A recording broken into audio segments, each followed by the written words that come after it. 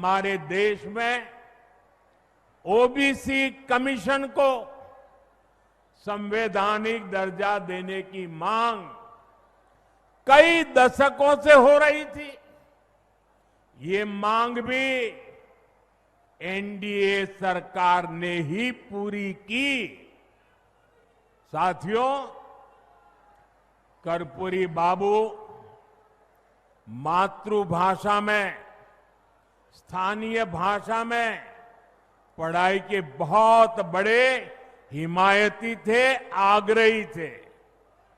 NDA सरकार ने नई राष्ट्रीय शिक्षा नीति में स्थानीय भाषा में पढ़ाई पर बल दिया है। अब गरीब वंचित परिवार का बेटा भी अपनी भाषा में पढ़ाई कर सकता है, परीक्षा दे सकता है।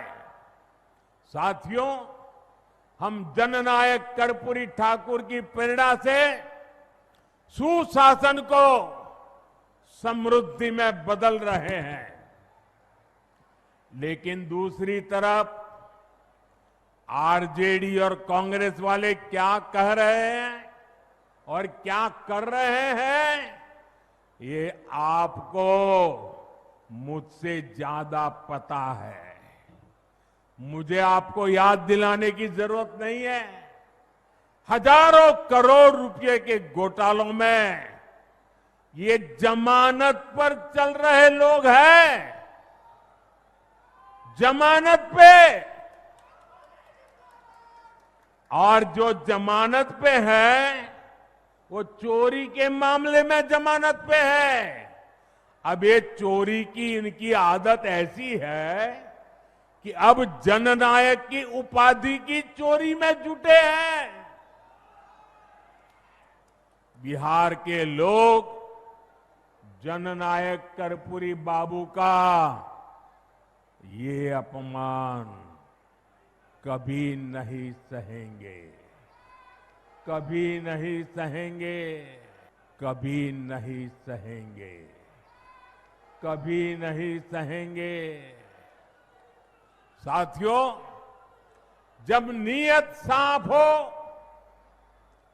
नेतृत्व का विजन स्पष्ट हो और नीतियां देश हित और जनहित में हो, तो जनता भरपूर आशीर्वाद देती है। बीते 11 वर्षों में हमने देखा है, एक के बाद एक राज्यों में लोगों ने भाजपा को, एनडीए को बार बार अवसर दिया है। और ये सिर्फ मैं बातें नहीं कर रहा हूं, मैं आपको हकीकत से बताना चाहता हूं। अभी महाराष्ट्र में देखिए, महाराष्ट्र की जनता ने पहले से कहीं अधिक प्रचंड जनादेश देकर हमारी सरकार बनाई, एनडीए की सरकार बनाई। अभी अभी हरियाणा में भी यही हुआ।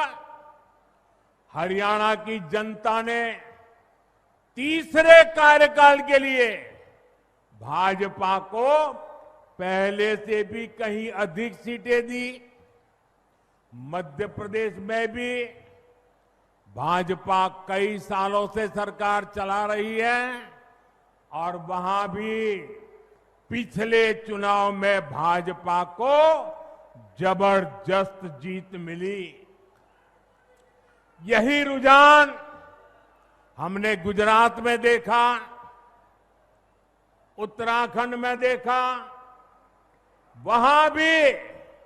और गुजरात में तो 2 दशक की भाजपा सरकार को फिर से बहुमत मिला, और वो भी गुजरात का जन्म हुआ तब से लेकर के सारे रिकॉर्ड तोड़ करके लोगों ने सीटें दे दी। यूपी और उत्तराखंड में 5 साल बाद सत्ता, हर 5 साल में सत्ता बदलती थी, ये परंपरा बन गई थी। वहां की जनता ने भाजपा को फिर से अवसर देकर एक नई परिपाटी बना दी है। साथियों, ये सारे उदाहरण बताते हैं एनडीए यानी सुशासन, एनडीए यानी जनता की सेवा, एनडीए यानी विकास की गारंटी। साथियों, नीतीश जी ने, स्वर्गीय सुशील मोदी जी, स्वर्गीय रामविलास पासवान जी और आज हमारे जीतन राम मांझी जी, उपेंद्र कुशवाहा जी, भाई चिराग, सबके साथ मिलकर नीतीश जी दिन रात काम कर रहे हैं। बिहार को उस बड़ी मुसीबत से बाहर निकाला है। अब 2024 के बाद से बिहार में विकास का एक नया दौर शुरू हुआ है। आज बिहार का ऐसा कोई कोना नहीं है जहां विकास का कोई न कोई काम न हो रहा है। आप किसी भी दिशा में 50-100 किलोमीटर चले जाइए, आपको केंद्र सरकार या तो राज्य सरकार द्वारा कोई न कोई विकास का काम चलता हुआ दिखाई देगा। साथियों, एनडीए सरकार सड़क, बिजली, पानी, इंटरनेट, गैस कनेक्शन, इनको सिर्फ सुविधा नहीं मानती, ये सशक्तिकरण के, समृद्धि के भी माध्यम है। इनसे श्रमिकों को, इंजीनियरिंग को, मैकेनिक को, ऑटो रिक्शा, ट्रक, टैक्सी चलाने वाले को रोजगार मिलता है।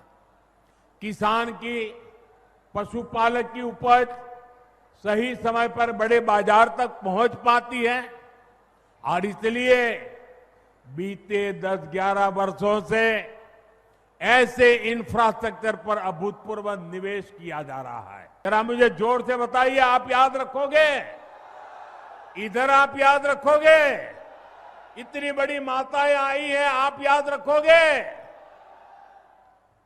कांग्रेस के समय में बिहार को जितना पैसा मिला था उससे 3 गुना ज्यादा पैसा भाजपा एनडीए की सरकार ने बिहार के विकास के लिए दिया है।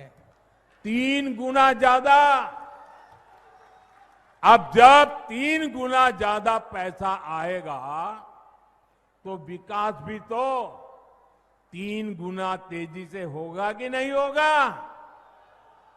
आप देखिए, समस्तीपुर से पूर्णिया के लिए 6 लेन हाईवे बन रहा है, नई रेल लाइनें बन रही हैं, बिहार में वंदे भारत जैसी तेज ट्रेनें चल रही है, दरभंगा में एयरपोर्ट बना है, बिहार में बिजली के नए नए कारखाने लग रहे हैं। साथियों, आज बिहार में एक माहौल बना है, ज्यादा से ज्यादा निवेशक बिहार आना चाहते हैं, यहां फैक्ट्री लगाना चाहते हैं, नई कंपनियां खोलना चाहते हैं। मेरी बात आप लिख रखिए, वो समय दूर नहीं जब बिहार के जिले जिले में हमारे युवाओं की स्टार्टअप कंपनियां होगी। ये मैं आपको विश्वास से कह सकता हूं।